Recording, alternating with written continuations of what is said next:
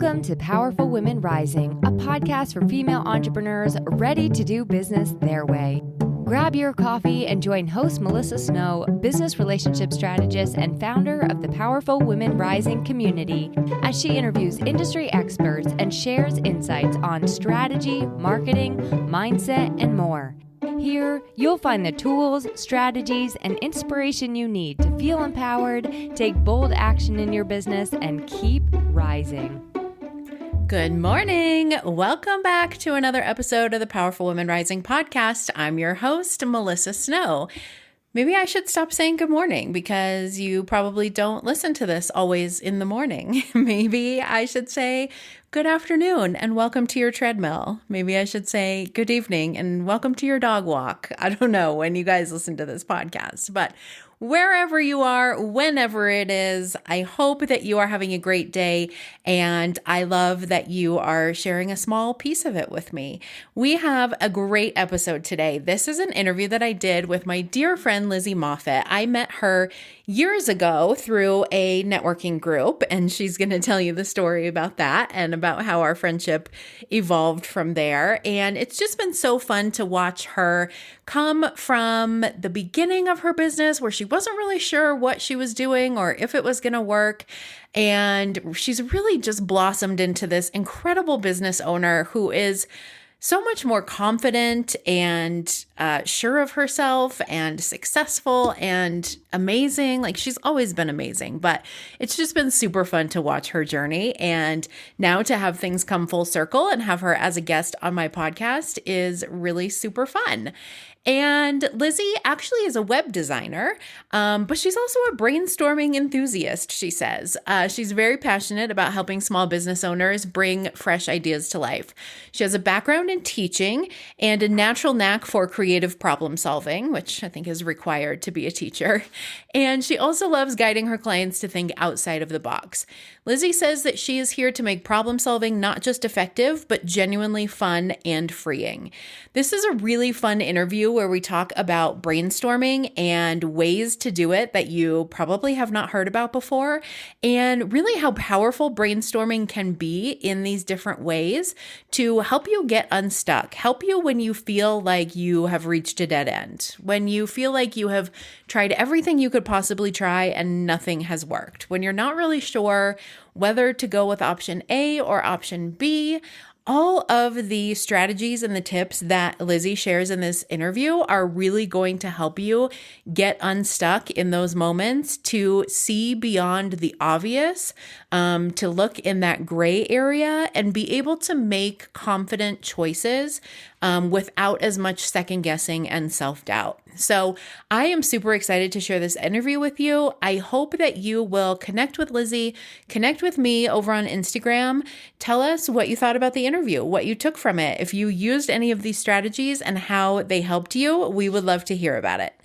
All right, friends, here is my interview with Lizzy Moffett. Hello, Lizzy. Welcome to the Powerful Women Rising podcast. Thank you so much. I'm excited to be here. Yes, me too. I'm excited to talk to you. You and I have known each other quite a while. We have a long history together, good friend of yours.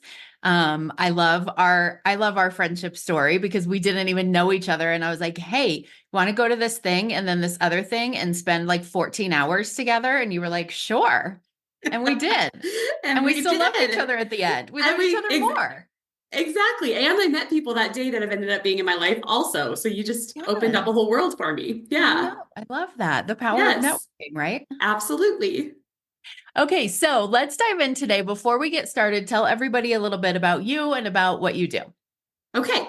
So I started out actually as an elementary music teacher. I spent 15 years doing that. And then I made a dramatic shift over into web design. The thing that's the through line between those two dramatically different jobs is that they both are, for me, were all about creativity. As an elementary music teacher, I got to actually help the kids write their own programs or write their own music. And now as a web designer, I get to help people actually sit down and pull together all these different ideas they have and make them into one vision for their website. So that's why this is the topic I'm so excited about. That's so cool. And I know you and I have talked about this before because I was also in education. And I Mhm. feel like I've met so many women recently, especially who left education and are now pursuing entrepreneurship. You have a whole networking group for women who is it women or people? People, yes. People who were involved in education and now are pursuing entrepreneurship. And it's interesting because all of those people that I talk to, there's so much carryover from whatever they were doing before to whatever they're doing now. Like, I think about that a lot. I'm like, I still use a lot of the things that I learned to be a good teacher in my business now, just when I'm talking to adults instead of talking to high school kids. That's absolutely true. And sometimes it takes a little while when you're making that transition to appreciate all the skills that you're actually bringing into your new job.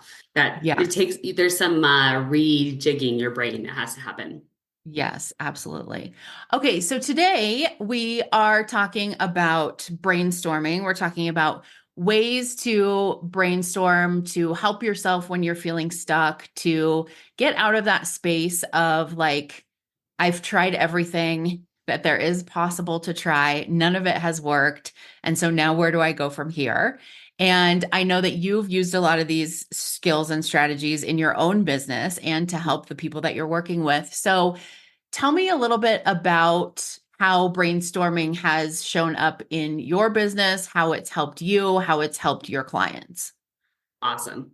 So, the most important thing that I think brainstorming can help us do is as business owners and just in our personal life, we get into a very fixed mindset when we have a decision we have to make, that we start looking at this very binary, this or that.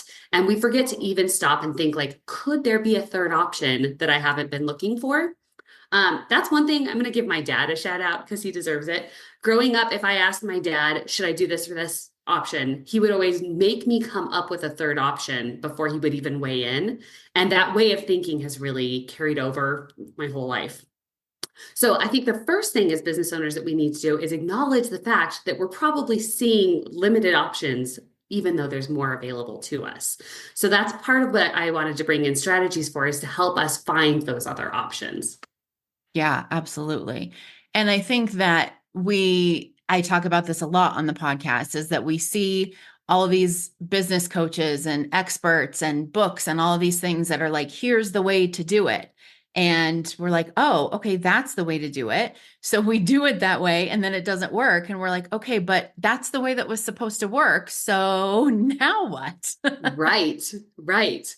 If and that is where looking for that third option, seeing what else is out there that I haven't evaluated is can be so helpful. Yeah. So let's talk about some strategies for brainstorming, some ways that people can actually do this. Because I think usually when I think of brainstorming, I think like, okay, I'm just going to sit down and write like everything that I think for the next 10 minutes, or I'm going to make a web, right? Like, isn't that what we did in like high school and Right. elementary school? Even like, well, let's make a web. So, what are some of the strategies or tools or skills that you have learned that would be helpful for people who are listening to help them brainstorm with their challenges? Awesome. Well, since you actually talked about making a list, I'm going to jump in on that one first because I think it's an over cliched but still really useful idea. What my favorite way to do that actually I find benefit from, I like to put on like some good epic movie music. I think John Williams is perfect for that because it makes it seem much more important. And I give myself a certain number that I have to achieve. I have to think of 8 is normally the number I go for. And I number my page 1 to 8, and then I set myself a timer and I give myself a certain amount of time for each of those boxes to fill in.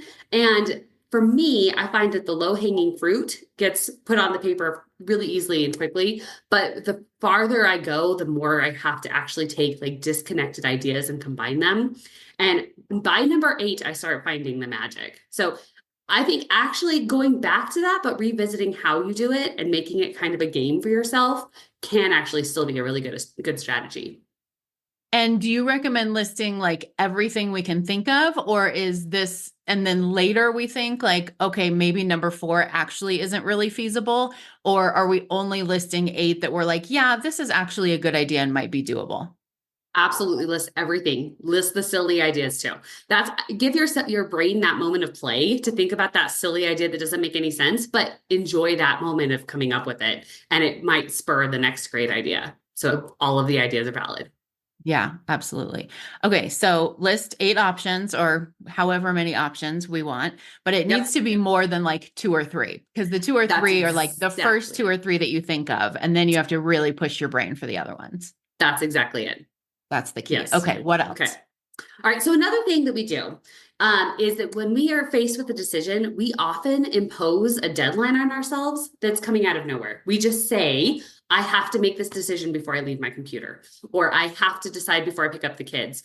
But we're doing it because we don't like that sense of limbo that we're in, right? So we give ourselves a deadline that we didn't need, and we're cutting off the time we could be brainstorming, gathering more ideas, feeling how it feels in our body, like taking that time to actually make decisions. So I recommend actually stopping and evaluating, when is my real deadline? When do I actually need to have a decision by? And giving yourself that time. I had one of my besties got invited to a wedding recently, and he just got the save the date. That's it, just the save the date. And he went spinning of like, am I going? Do I need to take time off work? Do I need to buy my plane ticket? There was no need to actually make a decision yet. He had so much time to still sit in that and decide what he wanted to do. So, reframing how you see that time and that feeling of limbo as gifting yourself that time is huge. That's a really good one. And that's a good one for decisions that have anything to do with anything, right? Not just business. Like I'm Yes. thinking about the decision that like, should I stay in this relationship or not? Like, should I join a gym or not? Like all of these things that we think like, I got to make this decision by January 1st, because that's when my New Year's resolutions start. Or like, I have to make this decision this week because all of my friends and family are looking at me like, when is she going to leave him? Right. Like, and all of that feels true at the time. Like it feels like a real deadline, but I love that reminder that it's actually not. It's not. And you're gifting yourself that time and that perspective shift. So it's restructuring how you imagine it in your head, that it's not limbo, it's freedom. Yeah. And one of the things I have had to learn, I really learned this last year too, is that there doesn't always have to be a deadline. I mean, sometimes you have to make yourself a deadline because otherwise you'll never make a decision. And Right. then other times it's like, I'm just going to decide this when I decide it, or like the Yes. answer is going to come to me when it comes to me, and I'm not going to push it. I'm not going to force it. I'm just going to let it come when it's ready. And I Yes. think that's important too. Deadlines are so super tricky with creativity because sometimes they give you a parameter and they help force ideas to happen for you, but sometimes they cut you off from ideas. So it's really a moment of playing into, which one is this? Is this going to help me make a decision, or is this hindering the time I could have to make a better decision? Yeah, absolutely. Okay, so listing your options, being realistic about when your deadline is. Mhm. What else? Okay, so the next one is brainstorming with a buddy, but I have a specific way I like to structure this. I got this from a lady on Instagram, and I wish I could give her credit because I wish I could find it. But the structure is called Get Excited with Me for 3 minutes. And that's how you're going to roll it out to the person you're brainstorming with, is say, I just want you to get excited with me. This is not the time for you to say, have you thought about how much this is going to cost? Or, how are you going to actually make this work? Just get excited, because often in that excitement, that's where your best ideas are going to come in, and you're really going to have your best creativity. And you can always come back to the logistics of it later. But your best ideas come when you're like on the edge of peeing your pants, excited, having fun, laughing with a friend. I love that. I've never heard that before. But it's really true, because a lot of times I think we think like we're going to brainstorm with a buddy because we need someone to really help us like think through the logistics of it and the realisticness of it and the analytics. And is this really a good idea? And what you're saying is like, there's definitely a time and a place for that, but let yourself Right. be in that space of like, oh my gosh, this is the best idea, with somebody else who's like, yes, it is the best idea, and see what comes. It's absolutely. It's an especially good strategy with like a business partner or a life partner, that you're like, I'm not saying I'm going to redo the whole backyard and make it a garden, but like, let's just play this out for a minute. Like, I'm just stay with me for a minute. Yeah. Yeah, I love that. Any other strategies? Yeah. So the other one, this one's really fun. This is called Think About the Opposite. And this is one that's really fun when you are annoyed at a person or a situation. So what I do is I actually let myself picture my most passive aggressive, not my best self, right? Doing what I would like to do in the moment, like sending that really passive aggressive social media post or something like that. So you play that out in your head. How would they respond? You kind of imagine the whole thing. But then the trade-off with that is that now you have to imagine the complete opposite. So you have to go to the positive. What could I do instead? Now, I'm not saying you have to do the positive. I'm not saying you have to do the negative. Often what you end up wanting to do is something in the middle. But by taking the time to think about both ends of the spectrum, you find where the middle is. And it often results in a much better outcome. Yeah, that's a good one too. And it's good because it doesn't force you into like, no, I have to be the nice person. I have to be the person that I want to be, even though you've still got that thing inside of you that's like, I really want to just tell them, right? So like, let yourself live in that space, and then make the decision, knowing what it's like to live in each space. Exactly. That's really good. And again, it's just helping you find that third option, right? That's really what all of these are for, is finding that thing that you weren't seeing before. Yeah. Can you share with us a story from your own business or maybe somebody that you've worked with recently where one or many of these strategies have come into play and helped you solve a problem or make a decision? Sure. So an easy one is that listing and iterating idea is how I start with a new wireframe with people, just like coming up with as many options as I can so that they have options to look at and see what the possibilities are, especially with a logo. That's a great way to sketch out all the different versions. Get excited with me is kind of the space I get to live in every day, which is why I love my job. People come to me starting a new business or entering a new phase with their business, and I get to help them translate that into their website. So I get to be excited with people all day, every day. It's great. And then brainstorming with a buddy. This is one that's worked really well with my husband, that we can sit down at dinner and I'm always an idea person. I'm always head in the clouds. And it's been a really good way to help us bridge what our conversation, that he can be thinking logistics and I could be head in the clouds and we can meet in the middle. Yeah, I had a feeling that I'd like to turn the whole backyard into a garden was not a made up scenario. Not so much. You came up with that example real quick. That one could actually happen too. That we got excited with for 3 minutes and it turned into 3 months. So we'll see what happens. Oh my God, I love that. Yeah. I'm excited to see that. Yeah. So you talked a little bit about this in the beginning too, about, the advice that your dad gave you about like finding the option C. Can you talk a little bit about how that has been important in your business decision-making or your personal decision-making? Yeah. So actually I have a really great story that shows that, and you're in it. So I actually, when I was leaving teaching, had a very binary mindset that I could be a teacher or I could work in corporate America. And those were my two options. And so I got invited to what I thought was just like a social evening. And I went to it and sat down next to a lady who needed a website. I had been making websites on the side. So by the time I left that meeting, I had a client and a business, and I was a member of that group, and everything had shifted because I found the third option and had been open to it. And thank you for hosting that event, because that's where that all happened. I love that. Yeah. I had no idea that you didn't you hadn't already decided to have a business at that time. No, not at all. You were just fun people. Well, it was the way of living that I hadn't even considered. I was like, look at all these strong women owning their own business. Why didn't I even think that could be me? So it was interesting. It was eye-opening. Yeah. I've had conversations with women who come from families of entrepreneurs and, their parents owned a business or their mom, started her own business or something like that. And so it's always been something that's on their radar, but I came from the same place as you. Like, I remember realizing that I could make a decision whether I wanted to get married or not. Like, we could just live together and be committed to each other and not get married. Like, that was an option. I remember having a conversation about like whether or not we wanted to have children and like, wait, that's a choice. And same with entrepreneurship. It was like, I always just thought like, this is what, and I recognize this, there's a huge amount of privilege being reflected in what I'm saying right now, but it always was just, you're going to graduate from high school, go to college, get married, get a job working for someone else, have babies. That's your life. Yep. And this realization that like, actually there's a lot of other options was really freeing. Absolutely. Yeah.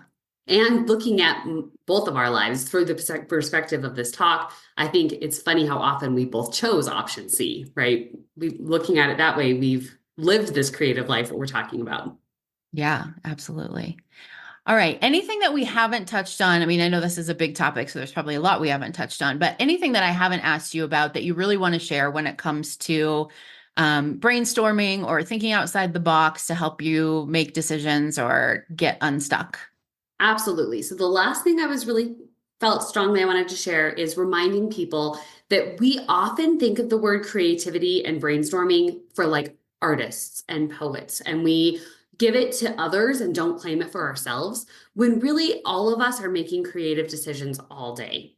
So if somebody doesn't think of themselves as being a creative person, I would really encourage them to pause when they're doing everyday things like substituting ingredients in dinner because it's what their family's going to like more, or realizing there's a better way they can structure their laundry routine. Even in like the most basic things in our lives, we're making decisions that are creative all day, every day. And the more you recognize those little decisions, the stronger you're going to feel, the more creative, more confident you'll feel when the big decisions that need to come up that require a lot of creativity. Yes, absolutely. That is a really good reminder because that is so true. And people will ask like, well, what are you creative? What do you do to leverage your creative side? Or, you know, when we're talking about like work-life balance, like what do you do that's creative? I'm like, I don't know. I like color once a quarter. Right. Because I'm Yeah. always thinking like, I don't draw, I don't act, I don't sing. Well, I do sing, but it's not very. You know, I'm not a painter. Like that's always what we think when we think of creativity. But I think really you can't be an entrepreneur without being creative. Anytime Absolutely. you have created something that wasn't there before, whether it's your business or a website or whatever, that requires creativity. Absolutely. Yeah, that's a Absolutely. really good reminder. And so often in life, we don't claim. So for me, I didn't consider myself a runner until I ran my first 10K, and then I was a runner. So often we just need to claim the label of like, okay, no, I am creative and I am practicing my creativity so that when the big decisions come up, I'm ready to go. Yeah. I shared this story. I used to share it a lot when I was doing like more personal life coaching and dating coaching. But I remember an early business coach that I had asked me, do you know what the difference between canned tomatoes and premium canned tomatoes is? You know what the difference is? I'm gonna guess the price, but I want to know. Yeah. Probably.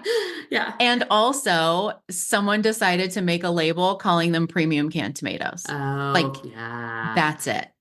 And that's kind of what you're saying about creativity too. It's like there's no creativity police. There's no like Right. certification tests you have to pass to prove that you are creative. Like you can just decide today that you are creative and find evidence of that. Like you can just be premium canned tomatoes if you want to be and I charge love more that. for yourself. Yep. Yep.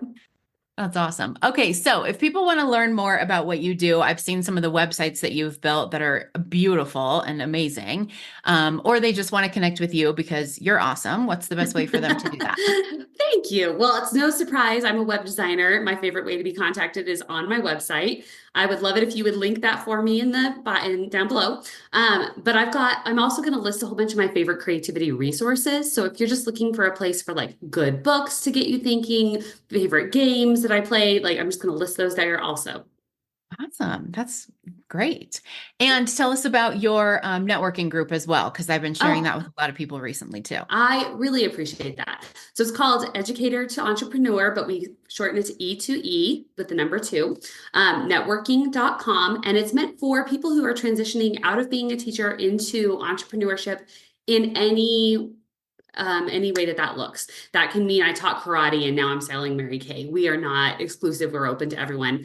And we're also great for people who are transitioning maybe out of nursing or something like that. Anything that it was a very like part job that's difficult to leave and to claim your new life.